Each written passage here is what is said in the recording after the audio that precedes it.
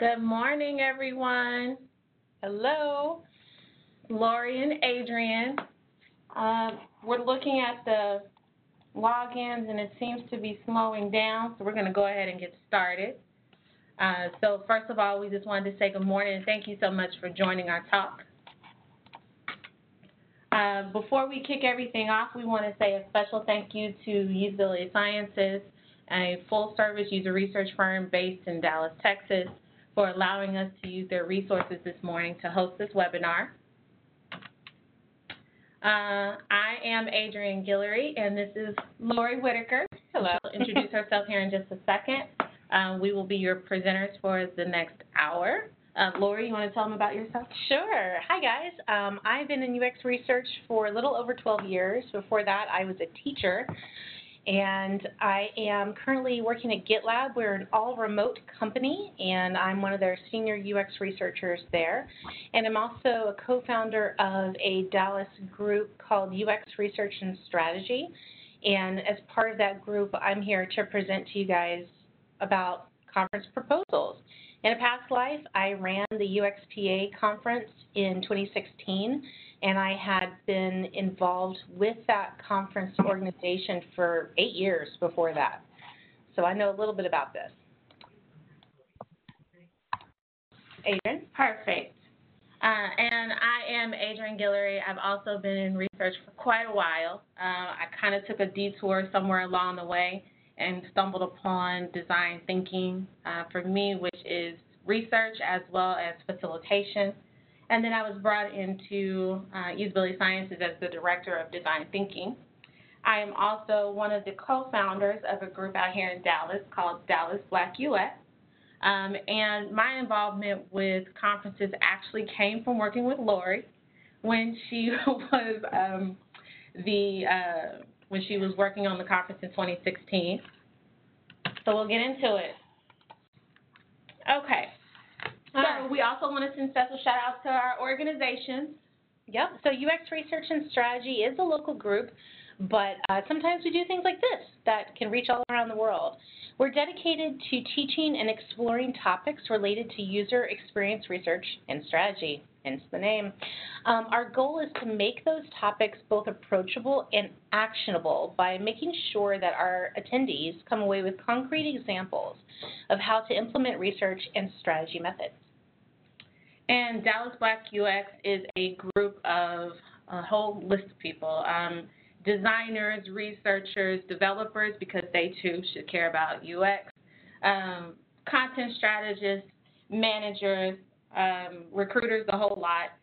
That group was designed to be able to foster positive relationships within the UX community. And our goals are to network, educate, and grow, hence why we also participated in this particular topic. So we will go ahead and get into it. So the reason why you get Lori and I today, this has actually been something that we've been thinking about for quite a while. As you can see by the groups that we support, we care a lot about this particular industry. We care a lot about our field. We also care about growing each other. And when we look at some of the conferences, there's definitely, we're definitely lacking in people of color and women. And then in some conferences, you start to see the same people all the time. Part of that seems to be that there is some sort of kind of confusion, concern, fear around even submitting the proposal. So I like the word Lori uses. We wanted to demystify this process and share what is actually going on in the conference submission process. What are some of those mistakes that often hurt submitters? And then Lori's going to get into what are some of the things that you need to even think about when you're considering doing a conference. Okay. So if you will, make sure you mute your phone when you join. That'd be great. All right. So first things first, right? How do you even know that you have a topic? How do you pick a topic, right? There are some people who constantly dream of topics. There are other people who have to be prodded a little bit. So here's what you might want to consider. So, what are you personally interested in, right? What are some of the things that you're always looking to hear more about, you're always reading about, constantly following, looking for more information? If it's something you're interested in, chances are other people are interested in it as well. What are some of the trends? What are some of the successes? This story isn't often told a lot, but what are some of the failures that you have experienced or things that have gone wrong in your organization? And then how would you have changed that? Always some case studies.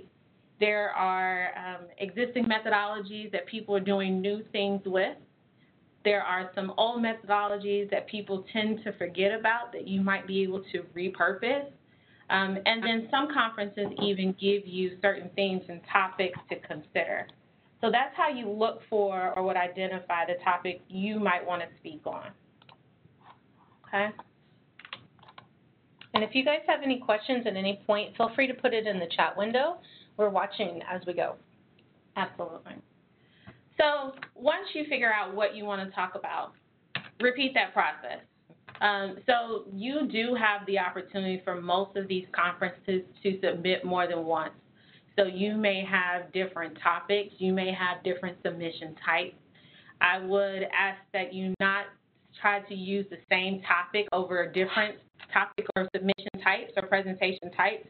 So we don't want to see the same topic as a panel, as an individual, as a workshop. You might not want to do that.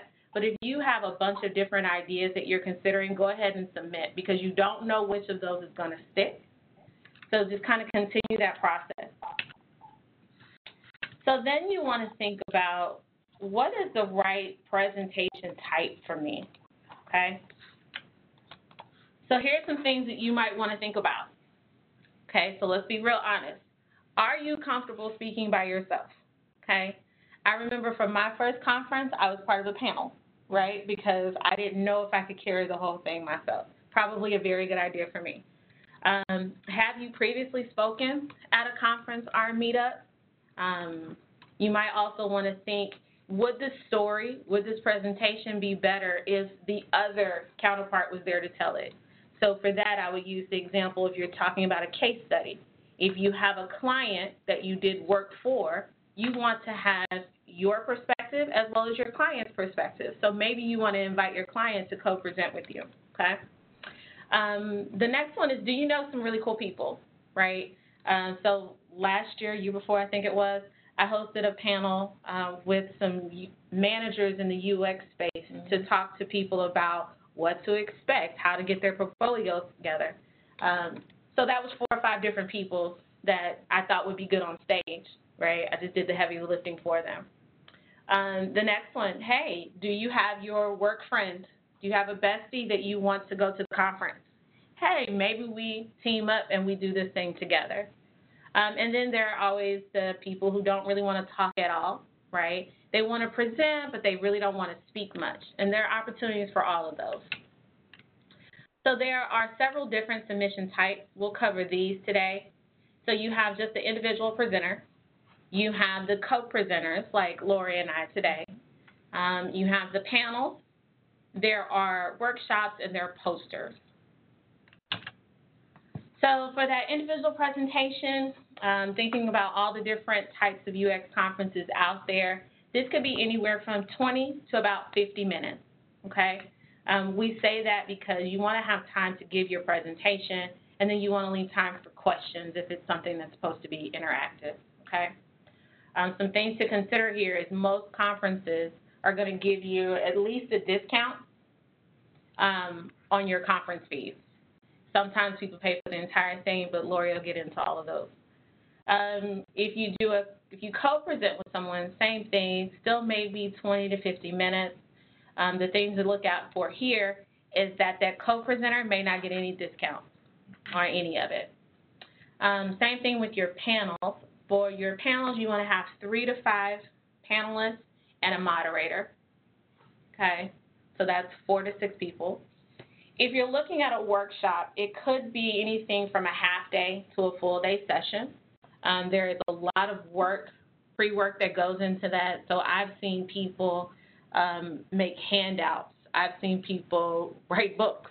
I've seen people come up with tests. I've seen people do a whole lot of things for those workshops. So pretty much sky's the limit if there. Let's see. Oh, you know what? Hold on. I found a typo. We are fixing. Usually compensated. Yeah, there we go. In case people are like, what? The good thing about a workshop is you usually are compensated because you're doing all of that work that goes into it, okay? And then there's a poster, which is basically a visual representation of your talk.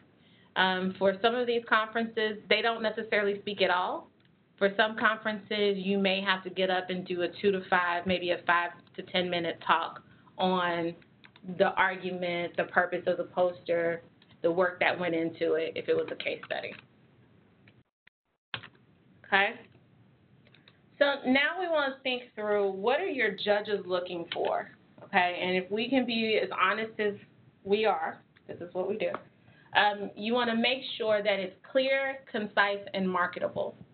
So when you think about a conference, at the end of the day, the goal is to get as many people there as possible, right, and to sell tickets. So when they're looking for submissions, they want to have talks that are going to bring people in, okay? So you want to make sure that it is, your thesis and your position are very clear. There's nothing worse than reading a submission. You just don't know, like, which side of the fence of this thing are you on, right? If you couldn't explain it to us in a submission, then I doubt you'll be able to pull it off in a presentation. You want to demonstrate your expertise without name dropping. So we're going to get into the process here in just a little bit, but I've seen several submissions come through, and they, you know, such and such at Amazing Company 1 and Amazing Company 3. That's not very helpful in terms of determining whether or not this is a good submission. So your submission should be able to stand on its own without that, okay? I cannot stress this enough, and you'll hear this again in this talk. Make sure it is grammatically correct, okay? A lot of these presentations or submissions never make it to a presentation because the work, the submission itself is more or less sloppy.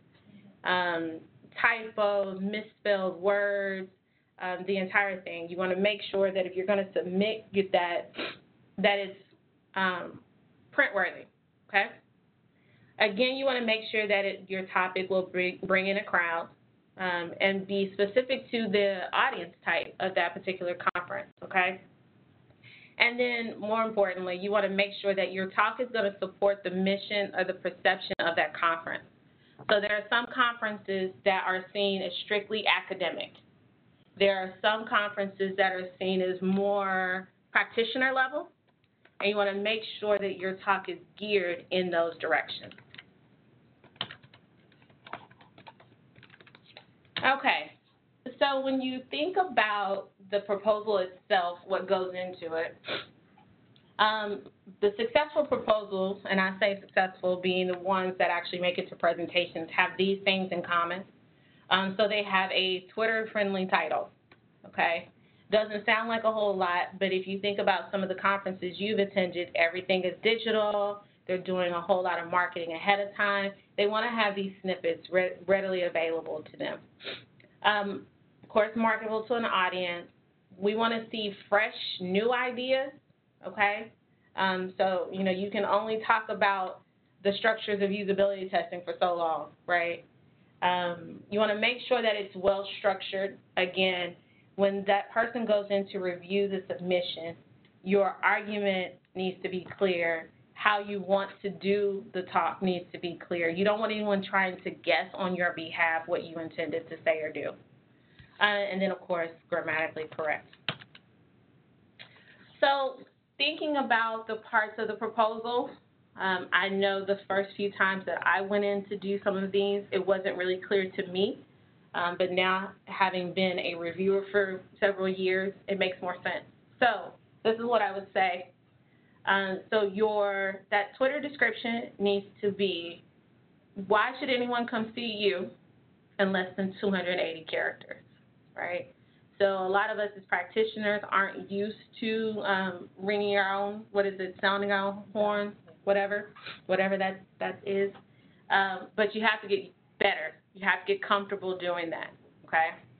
The next one is the bio. Again, something that we're typically not comfortable doing, but you need to be able to express to other people who you are, right? What experience you have in this space, and ultimately why they should come see you versus going to an equally interesting talk across the hall. The next one is your short description. What is your talk about? So if you think about how conferences are set up, this is typically that presenter page that you would have. Tells people what the talk is about, why they should come see it. These are things that are printed typically. And then the long description. So what's funny with the long description is I did this, and I see other people do this when they write as well. They basically just copy and paste the short one. They copy and paste it and not realizing the purpose of that long description. So the long description is actually intended for the judges or the reviewers, okay? What they want to see is what is your thesis, what is your position, and then how are you going to present this information, okay? I say it that way because I know in the first time I wrote one, I was hesitant to put in how I wanted to talk about it because I was like, somebody's going to rip off my idea, okay? Nobody's going to rip off your idea, but the reviewers want to feel like they know what to expect from that talk, okay? So this could be some that I've seen have been an outline. Some people have done some sort of an illustration, like a storyboard. This is what this will look like. The more complicated your talk or your workshop is, the more details you'll probably need, but that is the purpose of that long description box. Okay? So let's think about what happens when you click submit, okay? So couple notes that I want to make here is every conference does not follow this exact review process, okay? Specifically, they may skip steps 1 and 2. So we'll talk through what the steps are. That doesn't necessarily make that conference bad, but you might want to know what their review process is when you submit, okay? So the first step is usually to sanitize those proposals. And what they do is they literally go through those, and we have to remove any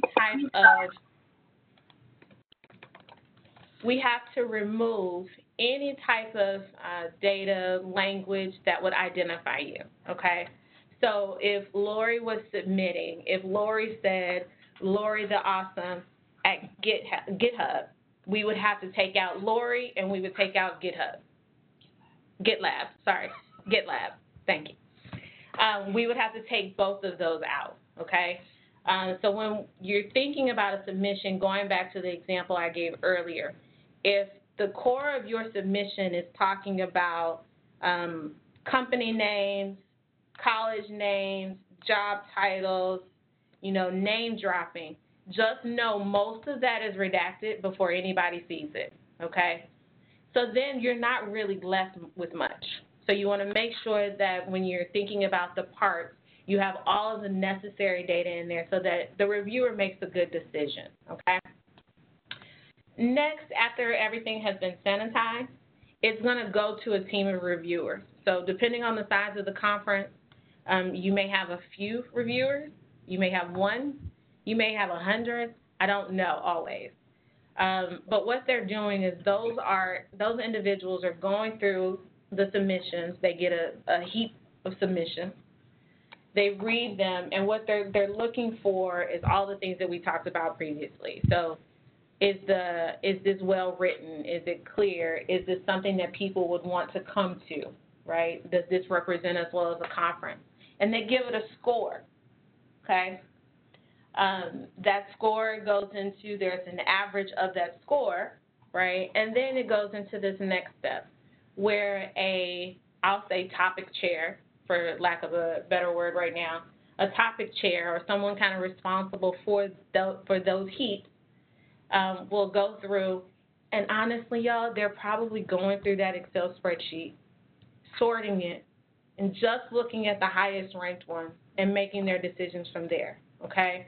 There's usually way too many submissions and not enough time to go back and make sure that that one that was ranked a, 2.5 by 50 people, right, really deserves another chance. It's not going to happen.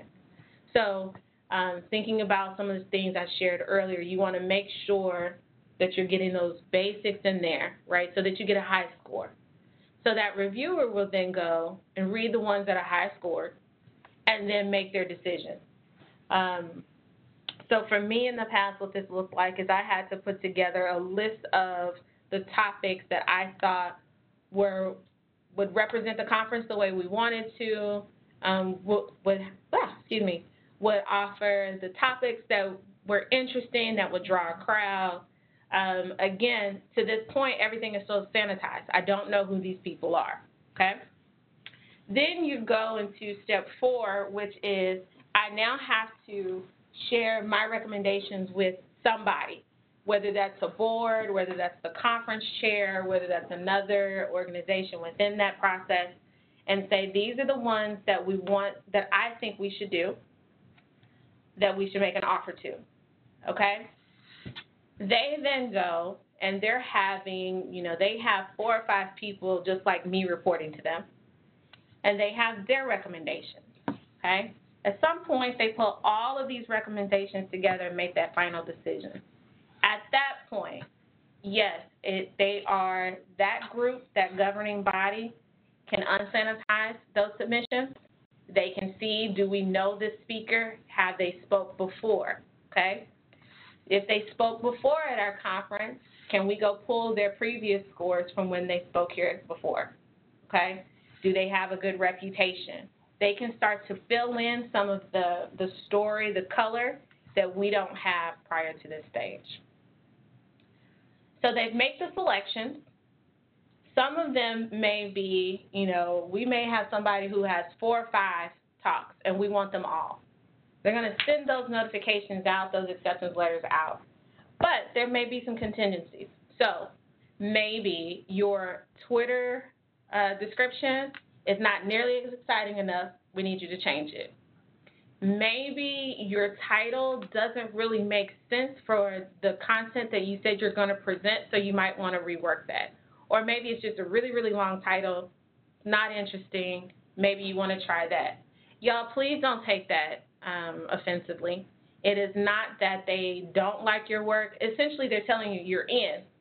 Now, they need you to make some changes. If it's something you just absolutely disagree with, then you just don't have to do the conference. That's completely up to you. But that is not necessarily to say that you did anything wrong. It's saying here are some opportunities of things that we think you can do to improve this for the conference, okay? They send out the notifications. They, at that point, if you receive an acceptance offer, then your job is to get them the information. So there's usually paperwork that you need to sign. There's usually a time and date that they offer you. If there are any contingencies, they'll have that, and then it's your responsibility to get that back in a reasonable amount of time, okay? I've seen some people show up about 2 weeks before the conference. It's like, honey, sorry, we have continued on without you, so make sure you get your part back in a reasonable amount of time, okay? Let's see. Okay. Did I leave out anything, Lori? I don't think so. I'll cover some of this a little bit more in depth in a couple of my slides. We do have a question from Marcella about having the slides and the video being available. Of course. We are researchers. We love to provide things to people. We will send out a link. Give us about a week to put it up, and we're going to shoot to put it up on a YouTube channel and send you the link there, but we'll also include a PDF of the slides as well, so you'll have access to all of that. The YouTube channel will most likely come with a password because we want it to be secure for those of you who took the time to watch today, and then we will probably make it public in about a month. All right, so lovely job, Ms. Adrian. Now I get to take you guys through the challenging part of picking a conference or more to submit to.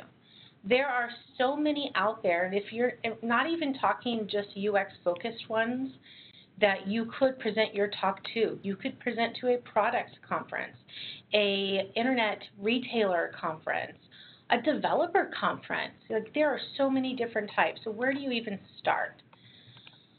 The best places are these. Go and see what journals there are out there. These can be very specific journals, or they can be very broad. UXPA has a wonderful journal, and there are many other ones out there. Go to your meetups. Go to your local groups, local events. Is there a user group for a product that you're interested in talking about? Go there and see what's shaking, what's happening, what are they talking about, what are the questions that they have, what conferences did they go to. Look at social media channels, but don't just look at the cat videos. You need to, I know they're cute, I know. You need to be very specific about your use of social media in this context.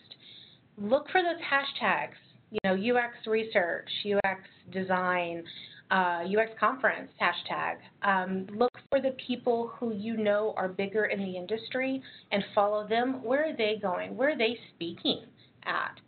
So you have to be a little bit more focused when you use the social media channels. Blogs and podcasts. Gosh, I'll tell you, I don't even have time for podcasts of this kind right now. But there are a number of them out there. They will start talking about conferences, especially if they're going to talk at one, or they have an interviewee who's talking at one or have talked. So you can learn about those conferences through them.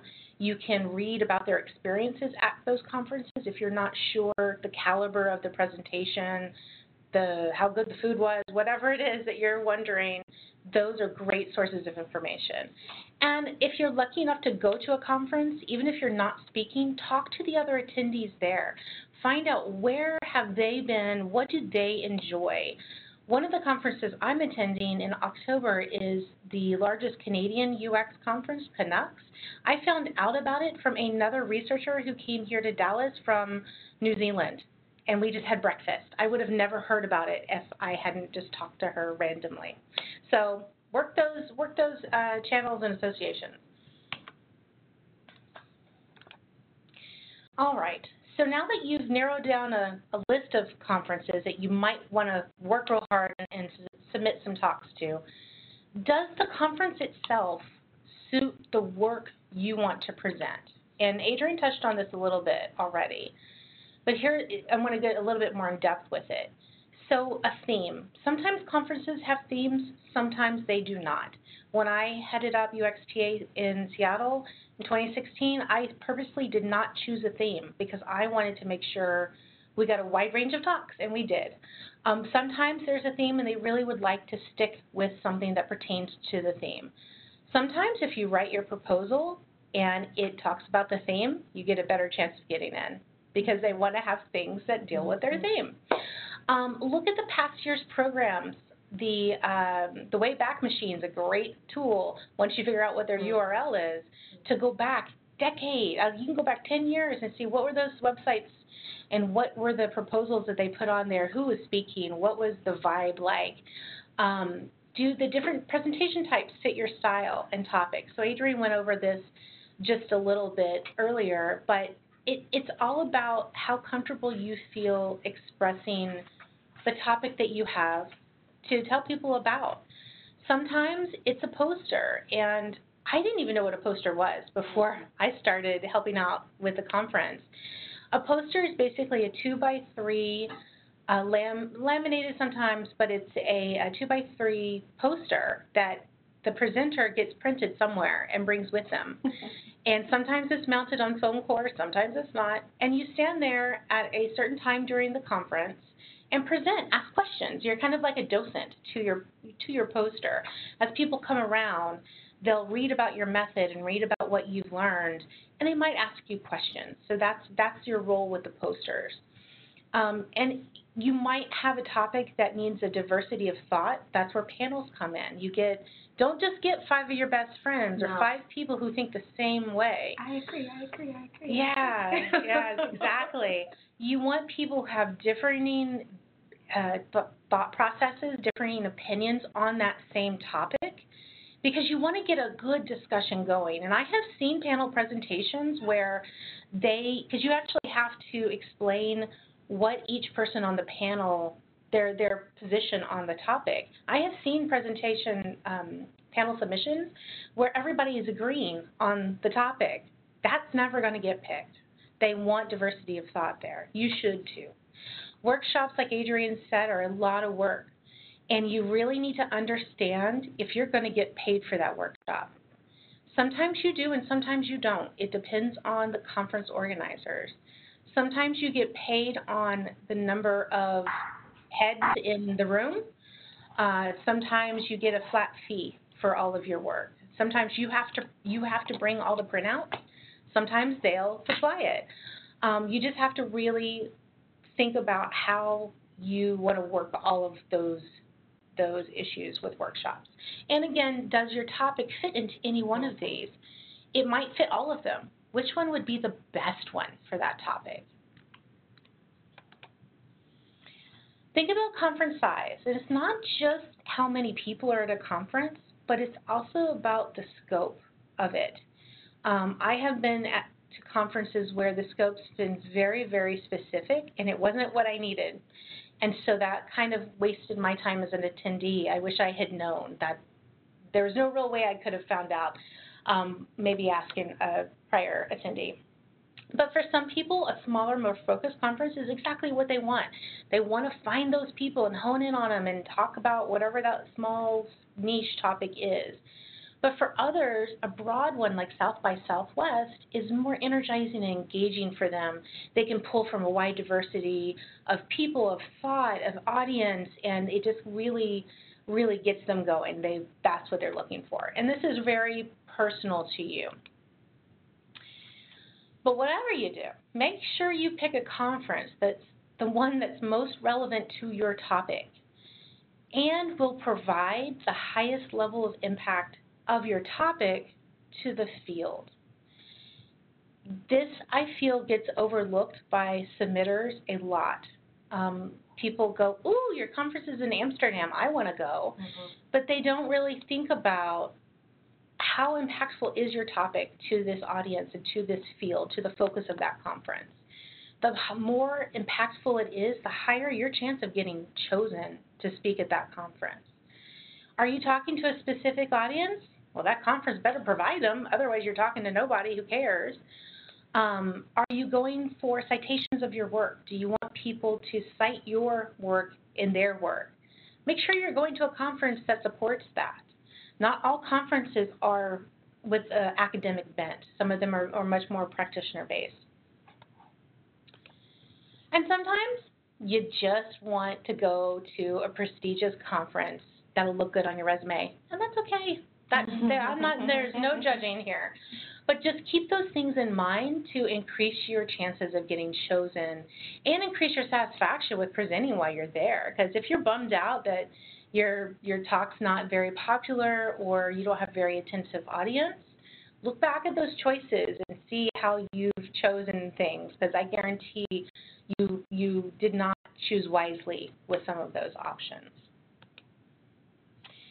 And here's a really good guiding tenet when trying to find a conference. If you find one that's just based on its focus alone, you're going to run the risk of ending up at a C-tier venue full of people who are there for the food and the location and not the conference content. How many times have you been to a conference in a cool city and you're like, I'll go to one session, but then I'm out the door and I'm doing things in town because that's really why I came here. That's not doing a service to the presenters who are there. And if you're going through all this trouble to get chosen at a conference, you really do want to make sure the audience is very interested in what you have to say. And it's also good that the food's good, but that shouldn't be the main thing that they're there for. And I like a good location too, but I'm there for the conference content. All right, the other thing you need to look at is the conference logistics. And this is more about where is it in the world? Where are you in the world? Yeah. Do you have to take time off to get there and come back? Do you need to get your kids out of school to come with you, or what other considerations do you need to have? Yeah. Do the speakers get a free ticket? Sometimes they do. Sometimes they don't. As Adrienne mentioned earlier, most of the time co-presenters are not treated equally. The submitter is treated as the main presenter and usually gets the concessions. So if there's a free ticket, they will offer it to the submitter. If there is a discount in ticket price, they'll offer that to the submitter. If there is a workshop that you're submitting with co-presenters, they'll offer the payment to the main submitter of the workshop. Now, you may be able to work it out amongst your co-presenters to figure out how to share this windfall. Sometimes you can't because it's only coming to you and it's a free ticket. What are you going to do with that? Sometimes you don't get anything except for, thank you so much, we can't wait to see you. If it's important for you to get help to attend these things, don't be afraid to ask. Of course, be respectful and polite. Tell them why. You don't have to give them your life story, but tell them why you might need some assistance to attend. One of the biggest issues in getting more diversity at conferences is financial assistance. Yeah. They may not be able to afford to go or be able to take the time off to go because of other circumstances. And I firmly believe that everybody needs to be aware of this, and the more that we can communicate that to the conference organizers in a respectful manner, the better response we're going to get over time of conferences providing concessions to speakers to get them there and to support their careers. Yeah. So you've done all this hard work. You sweated. There might be some blood on your keyboard. You've submitted everything, and now you've got the email. You've been chosen.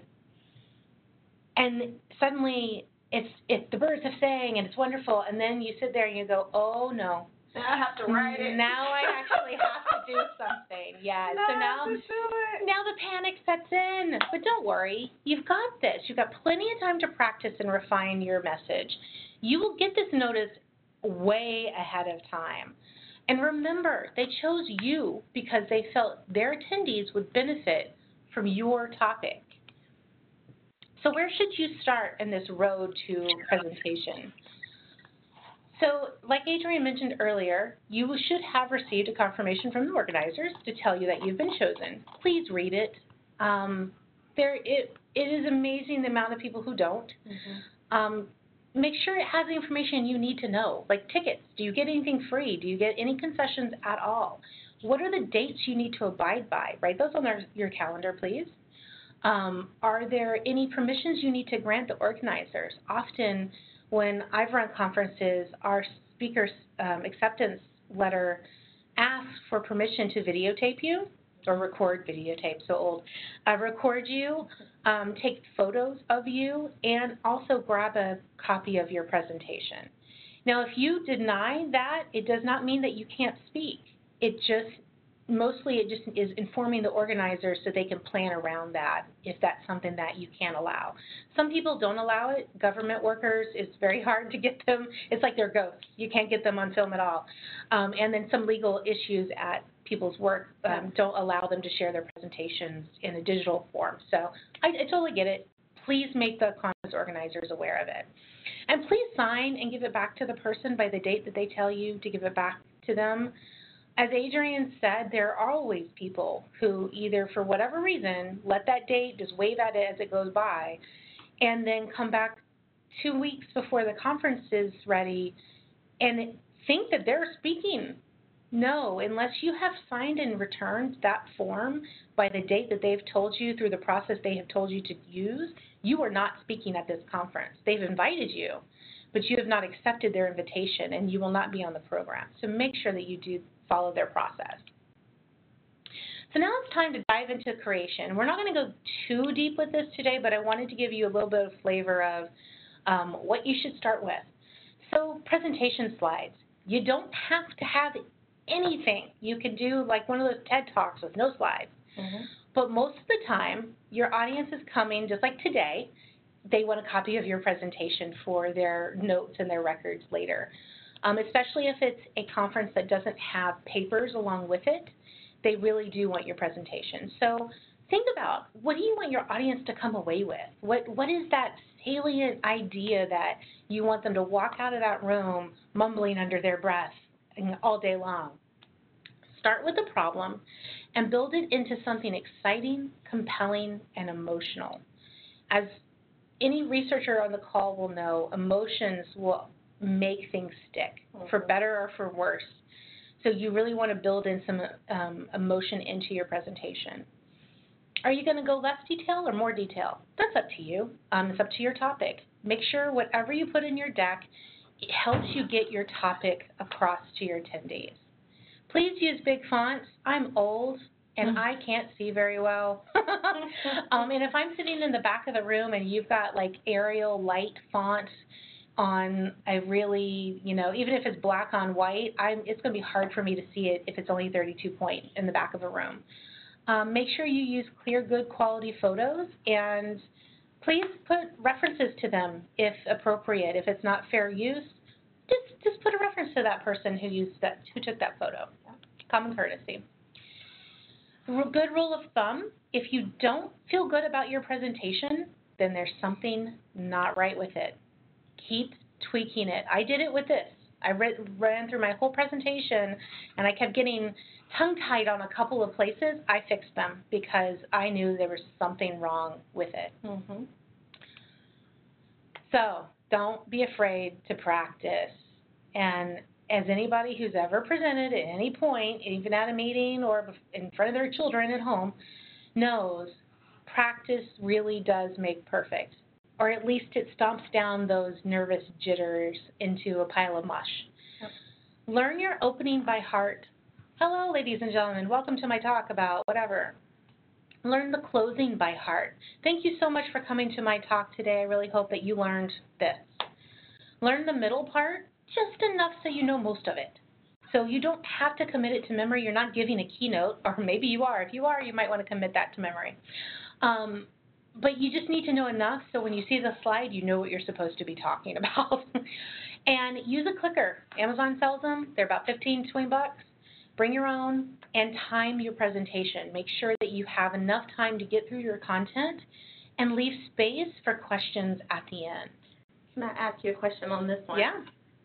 Lori, where can they practice? So yes. If they have said yes to the conference, can they now do this presentation at a meetup, a local meetup, beforehand?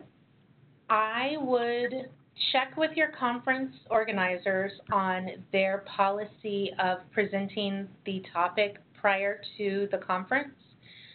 I believe when I chaired UXPA, we had a moratorium on presentations of the topics for about 2 or 3 months, just because we wanted to be fresh for our attendees. So keep that in mind. I would just reach out to them. You're not necessarily breaking a rule. They may not kick you out, but you want to be respectful of their processes. So if you can't present at a local meetup, you can present to your coworkers. Mm-hmm. They're here. They're trapped in the same office building you're trapped in. You could present to your family. You could present to your friends. You can find somebody to sit down to listen to you for 30, 40 minutes, buy them some beer and pizza, and get some feedback on your talk. If there isn't a moratorium on the presentation time, yeah, find a local meetup. We've got a couple here in town who are always open for people to come in and practice their talks. And it's a great way of getting feedback from your intended audience, because you're going to go to that meetup that has to do with your topic, right? And you can get feedback from your intended audience, as well as get some of those first-time jitters, mm-hmm. like shake them out, get them out, look at them, put them under the sun, shake them out, and you'll learn that it's not so bad mm-hmm. up there talking. And most of the meetups that I would have to say that I've been to are very kind mm-hmm. To new speakers and to new topics as well. So nerves. So the day of, you're at the conference. You've traveled, you've packed, you've unpacked, you've got your computers all charged up, you're ready to go. Show up to the room early.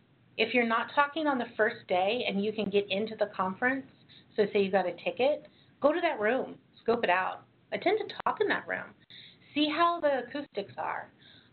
See if you've got a microphone, if you need a microphone. If you can show up early on that day to the room, if there's an AV person, talk with them. Check to see if your computer can get online and hooked up correctly. Make sure to have some water or a beverage of your choice that you can sip as you give your presentation. But remember, you're not a fish out of water. You just need the water in case you become dry and you're talking too much. And before the conference happens, figure out what calms you and do it on that day of your talk. For some people, it's a run around the park. For some people, they just want to sit silently and meditate for a little while to calm and center themselves. And for other people, they do handstands in the corner. I have seen people do this before presentations. So it's whatever calms your nerves, practice it that day of your presentation. When you're up there, own it. This is your time. It's your time on that stage, nobody else, except maybe if you have a panel or a co-presenter. But it's your time. Remember to pause. You don't, anytime somebody gets up and speaks in front of an audience, unless they're really like they do it for a living, you're going to be a little nervous. Nervous tends to make people talk faster than they normally do. You should have learned this already if you practiced, and somebody should have told you either to slow down or speed up, depending on what your problem is. Mm-hmm. But remember to pause when you're taking time to present. You want to make sure the information soaks in. So stop and let people take that statement in a little bit before you move on. If you make a mistake, don't apologize. Just keep going. They don't know you made a mistake. That's the best part about this. They've never seen this before. They have no idea. Try not to read your slides. Adrienne and I have been doing a really good job of that today. We're using the slides as talking points. It's a great reference for you later as notes, but we're not just reading the information on the slides to you. And make sure you have a little fun. You worked hard to get there, and you really want people to listen to your topic, and just kind of relax and have some fun with it. Dealing with questions. People always ask questions. And you want them to, right? You want to have an engaging audience with you, engagement with the audience with you. Let the person asking the question finish before you start to answer. I know we've all been in those meetings. Repeat the question for the wider audience. Unless there's a runner with a microphone, you're the only one with a microphone, and most people won't be able to hear the person asking the question. And if you don't know the answer, just say you don't know. Just say it. It's okay. Nobody's coming to this conference expecting everybody to be expert at everything. They're there to get your thoughts and opinions on things. And if you don't have an answer, just say you don't know, and that is just fine. And questions are a good thing, y'all. When they ask questions, that means they were listening, they were engaged. Mm-hmm. Even if they are challenging an idea or a thought, right, you want that open discussion, right? Yeah. And, in fact, we have a question from Natalie, and her question is, what are our recommendations for getting meetups to allow you to speak? Ask them. Yeah, it's not that hard. But you do realize that meetups might have a calendar, and they may have things scheduled already. So if there's a conference that you're shooting for and you want to be able to practice sometime before the conference happens, you know that calendar, so reach out to them and suggest a time or give them a couple of different times and dates that might work for you, and just say, hey, I'm Natalie. I have been to your meetup, or I'm interested in attending your meetup. I have a conference talk that I'm working on for XYZ conference. It's directed to people who like to paint unicorns on paintings. Your meetup group does too. Do you think it'd be okay for me to present my topic on any of these dates? And through Meetup, you can actually email the organizer, super easy. Eventbrite, I'm not sure if it's as easy, but I think you can still email the organizer as well. So don't be afraid. Like I emailed a couple of Meetup people myself for a workshop we're doing here in Dallas in October, and I was like, I don't know, should I be doing this? I don't know these people. Mm-hmm. They were super nice. I mean, I email people in Florida, so I wouldn't hesitate to do that. I would also say go ahead and have your deck ready and make yourself available to these meetup organizers and say, hey, if for some reason your speaker can't show up, then I'm ready to go. I've done that for a few people. I knew I had something that I wanted to practice. So if someone cancels for whatever reason, then you can kind of step up. I would also hope that, it's kind of selfish in nature anyway, but that you're kind of already a member of those organizations, so you know the people or have some sort of relationship with some of the people in the group. So that way, there is this kind of open flow of communication. Okay? Lori and I still have a few moments. Do we have any other questions?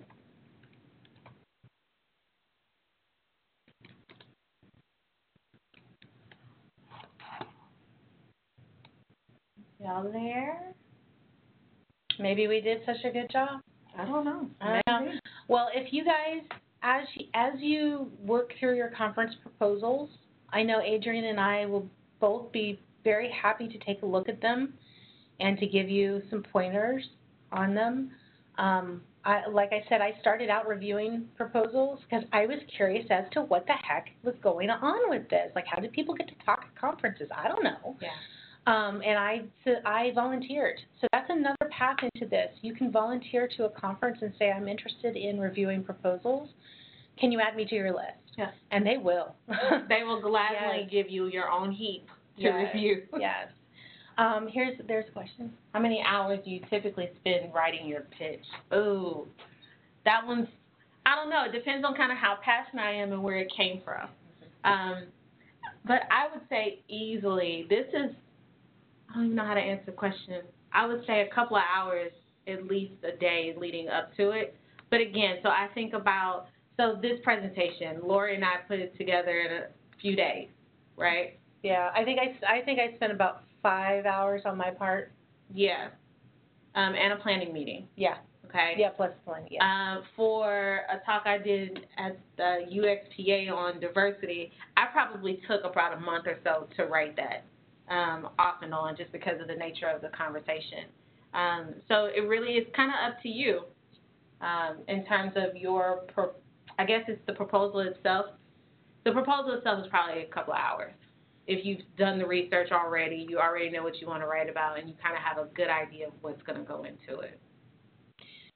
Yeah, I wouldn't expect to sit down and knock it out. Mm-mm. I would encourage you to ruminate. Mm-hmm. Like, pick a couple of topics. Ask people if you don't know where to start. That's always my problem. Absolutely. I don't know where to start. Absolutely. Ask other people, what do you want to hear about? What do you want to learn about? And have those questions written down, topics written down. Think about them. Sit with them for a few days. See which ones you keep coming back to, because that will indicate the ones that you feel strongly about. And then from there, just start a brainstorm. Get a whiteboard. Get a sticky note out.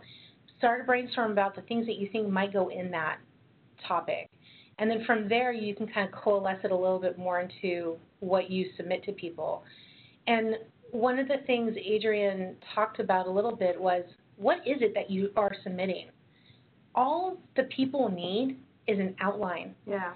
Do not send your slides. Do not send pictures. They never render correctly in these systems. Just give me an outline that will tell me what the topic is, what are the things you're going to cover that topic, and why. That's all they really, really need, plus that description, the long-form description. Yeah. You don't actually have to have the whole presentation written before you submit. I did not know that. And most people don't. Yeah. A lot of people don't have it all the way written out unless it's a repeat, a presentation that they've presented somewhere else, in which case it might have already been written out. Mm-hmm. Yeah.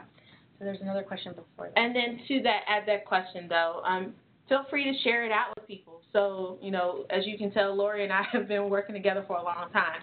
So I have Lori, I have a whole network of people that when I'm putting together some kind of proposal, I'll send it out. Hey, can y'all kind of look this over real quick? Tell me if this is making sense. Is everything clear? Is this even something you might want to even be interested in? Okay, so the next one, there was one before that. There's a question. Go up. what was the outcome in your career for your effort to speak at a conference? That's all you. So for me, it was a lot of networking opportunities. I think a few times in a few job interviews, my speaking at conferences actually did come up. I think for specifically around the design thinking facilitations, I spoke at UXPA in Toronto on, the sprint process, the 5-day sprint.